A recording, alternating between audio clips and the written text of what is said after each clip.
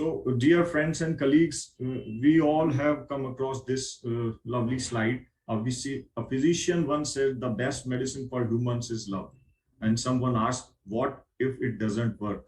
He smiled and said, increase the dose. Same applies for the geriatric population, which needs a soothing touch and care in every management of every disease. So there is an increase in proportion of the older persons 60 years or older in 2013 as per the International Diabetes Federation guidelines released in 2013. The older population was about 15% and it is estimated to be about 25% till 2050. So it's about 1/4 of the overall population and we have to take care of them very eminently. So diabetes in older adults, why it is important? Because 50% remain underdiagnosed. Why remain underdiagnosed? Because early signs are almost missed every time because of metabolic abnormalities, insulin resistance. There is decrease in the first phase insulin release, and moreover, many of the times they have normal fasting plasma glucose but increased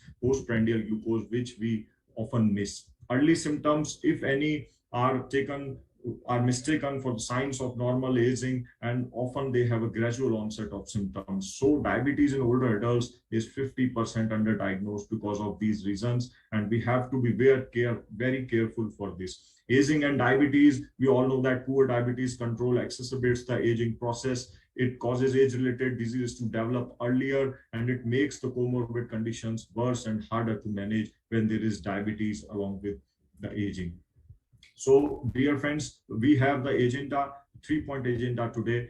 First, we will go with the considerations in the elderly. Second, we will go with the goal setting and hypoglycemia episodes, why the hypoglycemia is important in the elderly population. And finally, we will look at the doses and guidelines for the glucose lowering agents and what are the precautions we need to take with them. So first of all, taking the considerations in the elderly. Now look at this slide, factors affecting diabetes management and elderly. It's a versatile phenomenon. You can say diversify factors affecting the diabetes management and elderly. There are age-related changes in the glucose metabolism, obesity or sarcopenia leading to insulin resistance. There's reduced physical activity, and many a times a unhealthy diet is followed. Coexisting illnesses, comorbidities, COPD, asthma, cardiac comorbidities all affect the diabetes in elderly. The longevity is affected. There may be genetic reasons and autoimmune phenomenon, and most importantly, polypharmacy that affects the diabetic management in elderly. Too many medicines for too many diseases is a very important factor. So this is a case of mistaken identity. Sometimes in the elderly population, diabetes is often mistaken because of the signs of aging, needing glasses. There is more frequent urination. We can't do things like you did when you were 20 years old. Atherosclerosis, high blood pressure, change in gait, restlessness, confusion, slower cognition, all could be signs of diabetes, which we mistake as the signs of aging. Signs of diabetes, there is blurred vision, polyuria and nocturia, fatigue. So this is the respective signs which we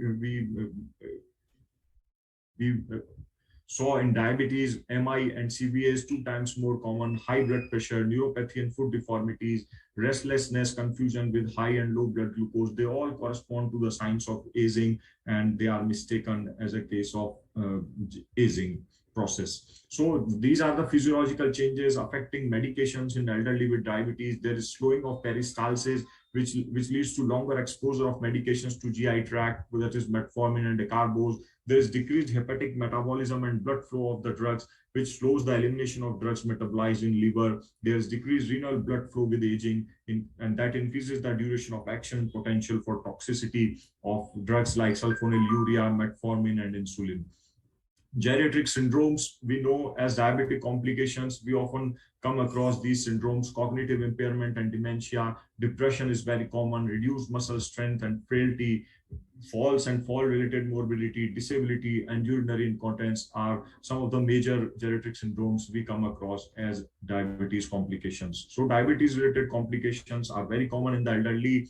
They are the major causes of morbidity, disability, and mortality in older adults with type 2 diabetes, including microvascular and macrovascular diseases, neuropathy, retinopathy, nephropathy, CVD, and stroke. And there is now overwhelming evidence that the level and duration of glycemia does influence the development of diabetes-related complications. Hypoglycemia is a major challenge in the treatment of diabetes in the elderly. It may be because of the patient risk factors, lifestyle risk factors, and due to drug-related factors. There are many factors which affect the episodes of hypoglycemia and are a major concern in the elderly. Severe hypoglycemia accounts for almost 20% of all hospitalizations for type 2 IM in the elderly.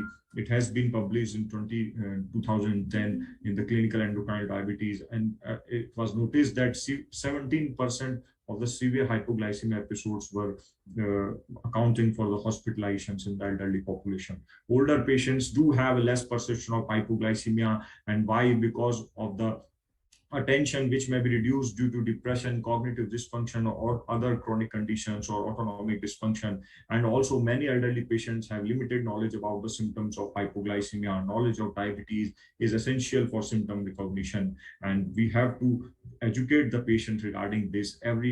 Each and every patient should be educated regarding the symptoms of hypoglycemia, and especially in the elderly population. So coming to the goal setting and hypoglycemia in the elderly population, challenges in goal setting we have, because we need to focus on the elderly population more than the usual population, adults and adolescents or children. We have to assess them clinically, functionally, and personal goals and current quality of life should be set to meet the realistic goals. Each and every geriatric patient should be offered in individualized treatment. And in pre-diabetes, we can look for diet and exercise if it is effective. So we must go for dietary and lifestyle management in pre-diabetes in the elderly, and not looking for extensive management. So we must avoid diet plans that lead to unnecessary weight loss, and an exercise program should be made which is beneficial for gait balance and functional capacity also. So coming to screening and diagnosis in the elderly, these are the recommendations for screening diagnosis in elderly: that clinical presentation of diabetes in old age is often asymptomatic and non-specific, as we have already read, and clinical diagnosis may be delayed. So in general, screening for a diagnosis of diabetes in older subjects should be in accordance with published international, national criteria and guidelines, and no age-modified criteria are currently recognized. The prevalence and incidence rates in elderly subjects may be underestimated when using fasting plasma glucose. So always check both fasting plasma and postprandial plasma glucose levels, and accordingly HbA1c also. The presence of isolated post-challenge hyperglycemia is common in older subjects and should alert us to screen for cardiovascular disease and institute risk intervention strategies to minimize the premature death in elderly population. In high-risk older subjects with normal fasting glucose and where an OGTT is not feasible, determination of HbA1c may be helpful in the diagnosis of diabetes. And these days, we often follow HbA1c as a diagnostic test, and a value of HbA1c more than 6.5 indicates the likely presence of diabetes. Sometimes some labs, we also take more than 6.2% of HbA1c as diabetes. So what are the special considerations we should look for in managing type 2 diabetes in the elderly? Clinicians who manage older people with diabetes, they require special skills if they wish to provide high quality care. During these days, geriatrics as a branch has been introduced by the National Medical Commission, and even MD, some of the medical colleges although also have the MD geriatric course. So we need to individualize the treatment, and our approach is influenced by a multitude of factors such as the higher frequency of medical comorbidities, frailty, and also socioeconomic issues are very important in the management of diabetes in elderly. So a comprehensive geriatric assessment is a potential important tool and a must need in ensuring that patients with diabetes receive a multi-professional assessment of their functional status and unmet needs. So these are our major aims in managing older adults with diabetes. Medical conditions like freedom from hyperglycemia symptoms. We must look for prevention of undesirable weight loss. Avoidance of hypoglycemia and other adverse drug reactions is very important. Estimation of cardiovascular risk as part of screening and for preventing the vascular complications. Detection of cognitive impairment and functional disabilities Achievement of a normal life expectancy for patients wherever possible should be looked for. We must provide protection against heart failure. Treatment should be individualized according to renal dysfunction. Looking for the osteoporosis and drug-drug interactions is very important. At the part of the patient, we must look for maintenance of general well-being and offering good quality of life, acquisition of skills and knowledge to adapt to lifestyle changes, and we must encourage for diabetes self-care, which is very important even in older adults. What are the rationale for high quality diabetes care? Why should we do high quality diabetes care in elderly? Because screening and early diagnosis may prevent progression of undetected vascular complications. Overall, this care which we provide early in the elderly population, it may improve the metabolic control and will reduce the cardiovascular risk. Improved screening for maculopathy and cataracts will reduce visual impairment and blind registrations. And we must offer an integrated approach to management of PVD and food disorders that will further reduce the amputation rates. So these are some rationale which provide the high quality for providing high quality diabetes care and which will improve the life in the elderly. These are the complications of type 2 diabetes in the elderly: hypoglycemia, cardiovascular, microvascular retinopathy, nephropathy, dementia, depression, falls, fractures, and peripheral neuropathy. So coming to the management and treatment considerations in the elderly patients with type 2 diabetes, glucose control and management and targets should be individualized. The recommendations are that glycemic control should be individualized, taking into account functional status, comorbidities, history and risk of hypoglycemia, and also presence of complications. Begin oral glucose lowering therapy when lifestyle interventions alone are unable to maintain the target blood glucose levels which we are aiming for. We must every time maintain the support for lifestyle measures throughout the use of these medicines and discuss with the individual and principal caregiver goals and medicine dose, regimen, and tablet burden before choosing glucose lowering agents.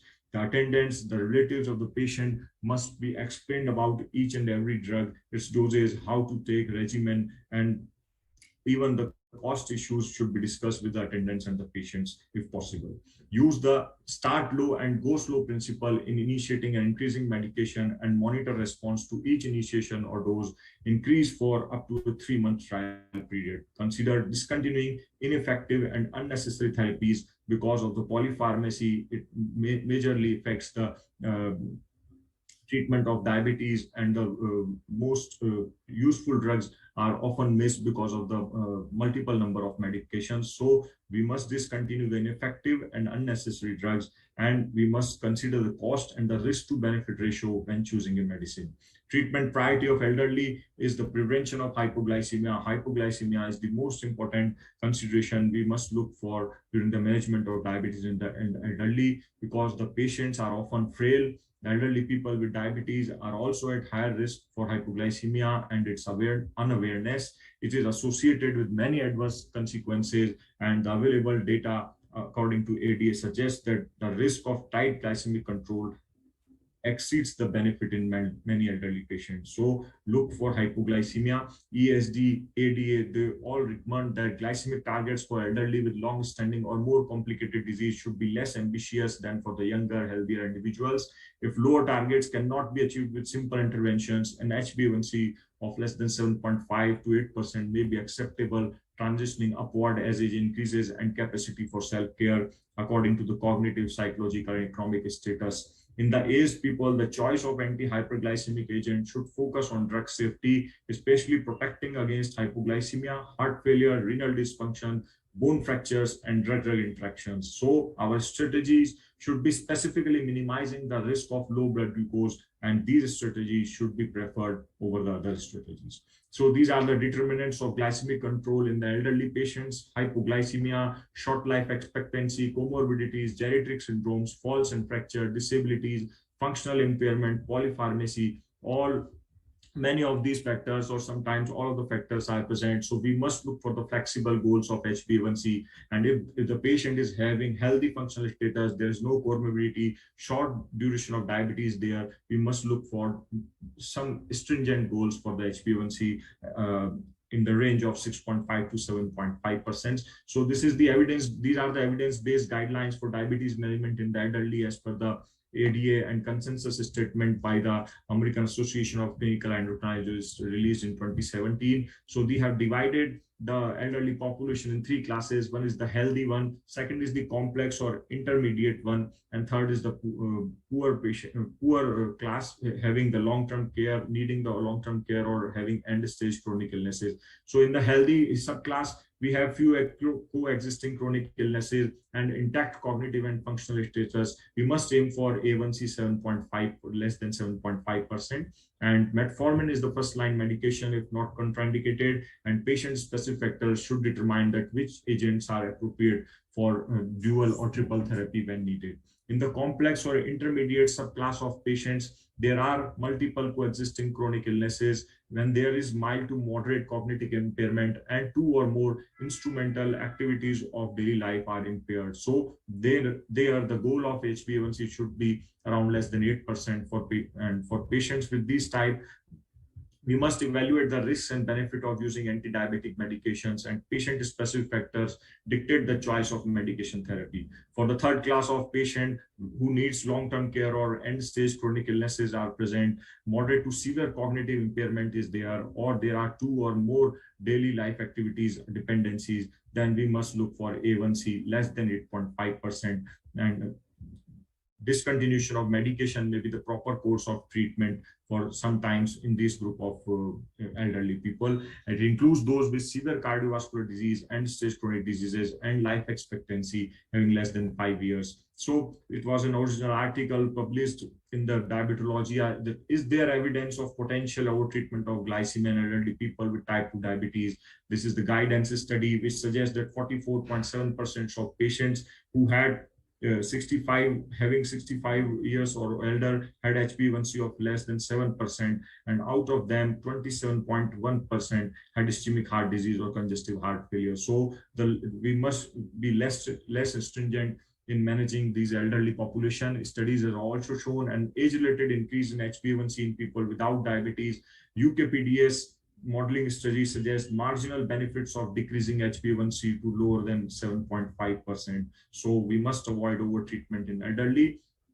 As per Lee et al. In the Journal of Permethringia in the 2016, the age-neutral historic target of an HbA1c below 7% is fallacious, and based on results of studies that did not allow for enrollment of patients age 65 years or older, and hence these glycemic goals should not translate to older patients.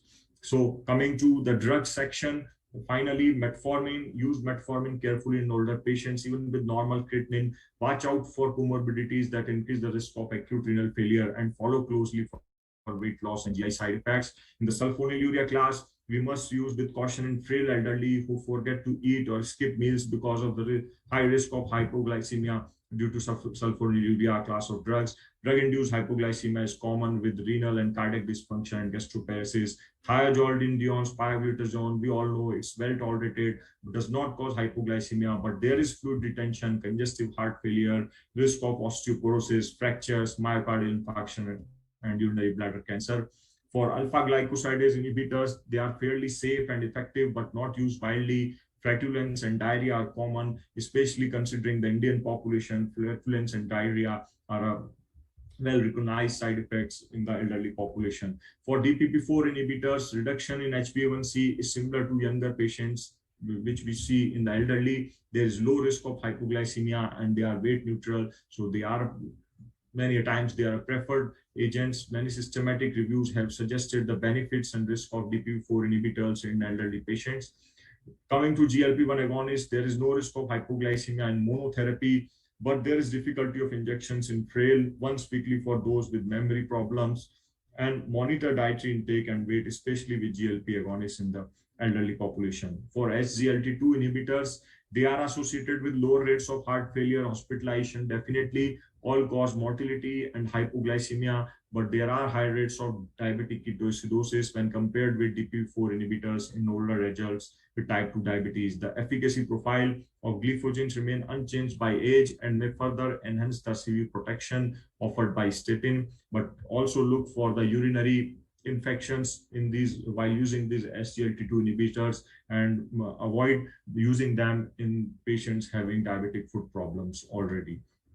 Coming to the most important treatment strategy, insulin in elderly. Most trials on insulin therapy in type 2 diabetes, they have excluded the geriatric population. So we don't have enough data, much of data on them in the geriatric population. But definitely addition of insulin to OAD is safe, though data is limited. There is no evidence base showing superiority of one insulin regime over another in the elderly population.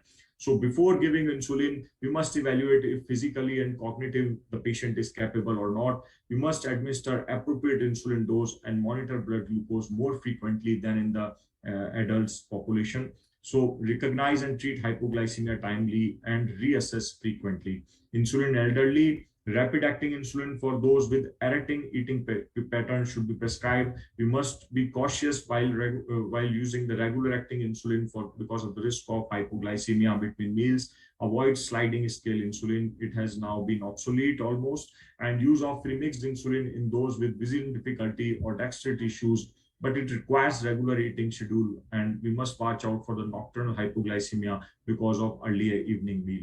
So these are the summary of the drugs and their benefits in the elderly. We have discussed the metformin, sulfonylurea, metformin, thiazolidinediones, DPP-4 inhibitors, GLP-1 and SGLT2 along with insulin therapy. So dear friends, diabetes in the elderly, we must look for a checklist. We must assess for a level of functional dependency. First of all, if there is any frailty or disability present in the patient, we must individualize glycemic targets based on the HbA1c for frail elderly. But if otherwise healthy, we can use the same targets as younger population. As we have discussed, we have divided the elderly population among the three classes. Avoid hypoglycemia, that is the most important in cognitive impairment patients. Select anti-hyperglycemic therapy carefully, cautious with sulfonylurea and TZDs. Basal analogs instead of NPH or human 30/70 insulin should be preferred whenever they are useful. Premixed insulin instead of mixing insulin separately. Give regular diets instead of diabetic diets or nutritional formulas in nursing homes. And education has an important role in the management of diabetes in the elderly. If we look at the patient's role, he has to determine the personal self-care goals. He has to find solution of every problem and take responsibility for his own health. And coming to our role as a clinician, as a physician, we must be active listener. We must be a source of accurate information. We must provide the essential knowledge and skills training, and we must understand the client's perspective. And we should acknowledge his feelings, support him, and we must behave as a facilitator rather than a pure physician. So dear friends, to summarize, advancing age is a risk factor for the development of diabetes. Early onset diabetes should be diagnosed as early as possible in accordance with national guidelines to avoid the progression of vascular complications and other comorbid conditions. Hypoglycemia is a danger in elderly diabetes patients due to a high level of hypoglycemia, unawareness, and medication combinations in this population. The presence of comorbidities presents unique challenges for us in the management of elderly type 2 patients. Cognitive dysfunction, depression, risk of falls, frailty, and other morbidities need to be addressed as a part of comprehensive care during the treatment of diabetes in the elderly patients. Dear friends, we all know that when we are a caregiver, we know that every day we will touch a life, or a life will touch ours. So these are the famous words. Chance words spoken in kindness often help amazingly, and that's what old people are here for. So we must be kind enough, we must be soothing enough for elderly population while treating them.